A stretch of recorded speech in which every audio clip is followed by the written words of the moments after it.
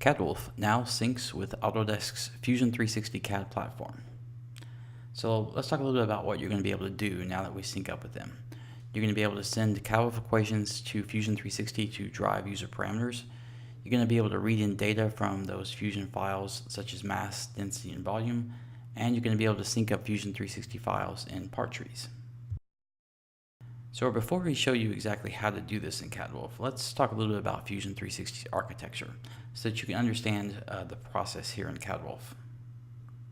Fusion 360 is a PC-based system. It has a Mac version and a Windows version. So it's running on your computer, but it's running on its own platform, whereas CADWOLF is running within the web browser. So since it's running on its own platform, it does communicate with a server. They actually store their files on the cloud server and not just on your computer. So that will allow us to get some information from them. We can get the list of files, the list of folders for a user, that sort of thing. We can actually get information out of files such as mass and density. What we cannot do is send our equations to them and have that update the parameters to drive the model. That cannot be done on the server.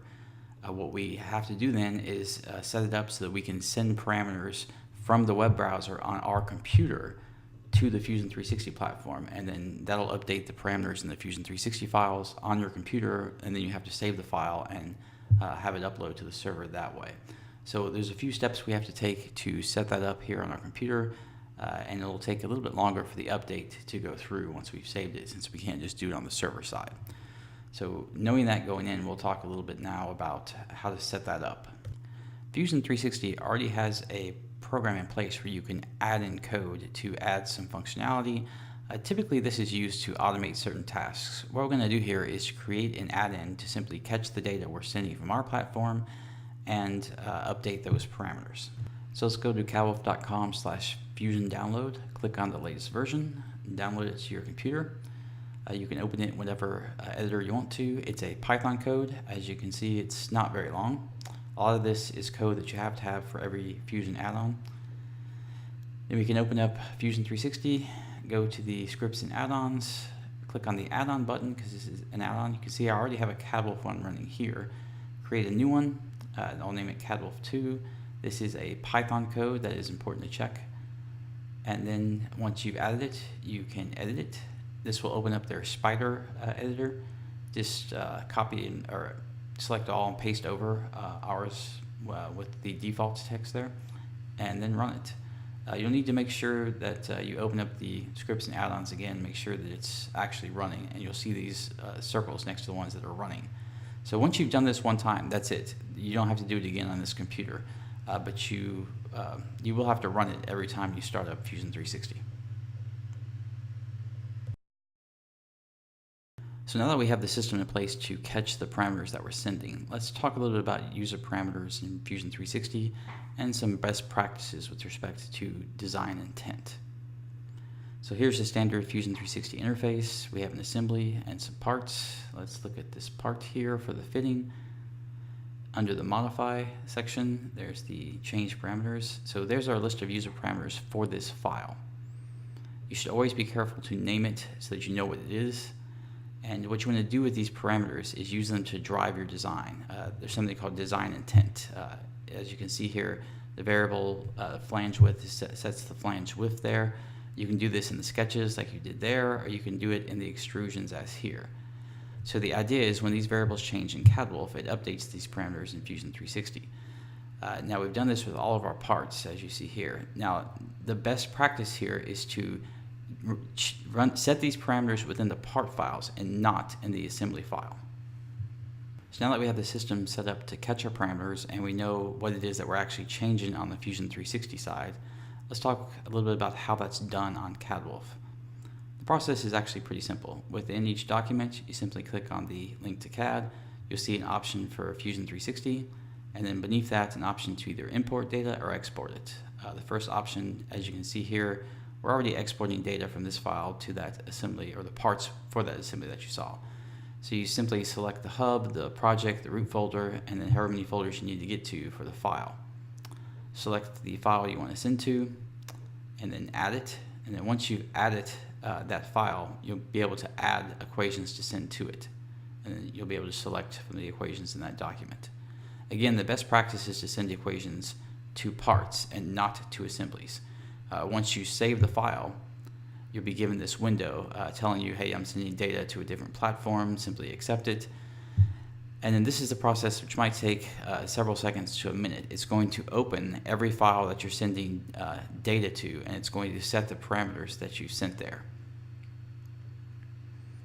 The length of time it takes is dependent obviously on the number of files that you have to change. Once you've done this, you have to save each file independently and then pull the latest version into the assemblies. Now the process of pulling data from Fusion 360 into CADWOLF is basically the same. Within each document, you'll see a link to CAD option.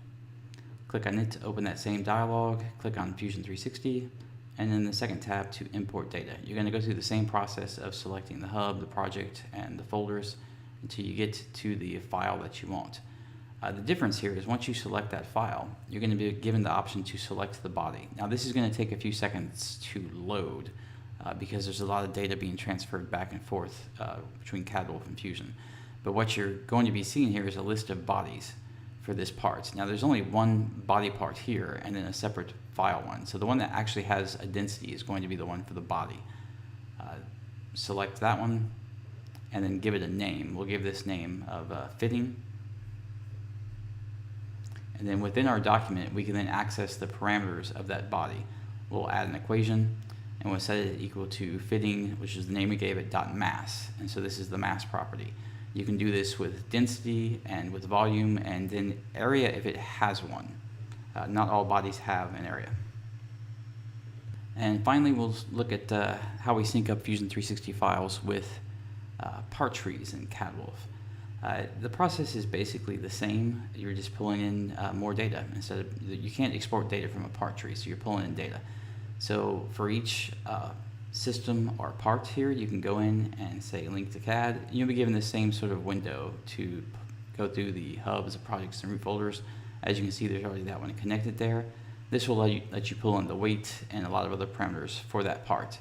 Now for a part, you're going to sync it to a file. For a system, you're going to sync it to an assembly. So each of the parts that make up this assembly here send data to Fusion 360 to drive those parts. This is why you have to keep parts in separate files so that this makes it easy to know which file corresponds with which CAD part and to send the right amount of data to the right files. So there it is. Remember, the purpose of this video is just to give you a brief introduction to how to send data to Fusion 360 and then how to receive data back. The main difference between Fusion 360 and Onshape is that you have to set up that add-in to catch the data for Fusion 360, and then you're going to have Fusion 360 update those parameters on your desktop. And all of that happens when you click the Save button for a CADWOLF document. If you're interested in more about CADWOLF, take a look at us on social media and on YouTube.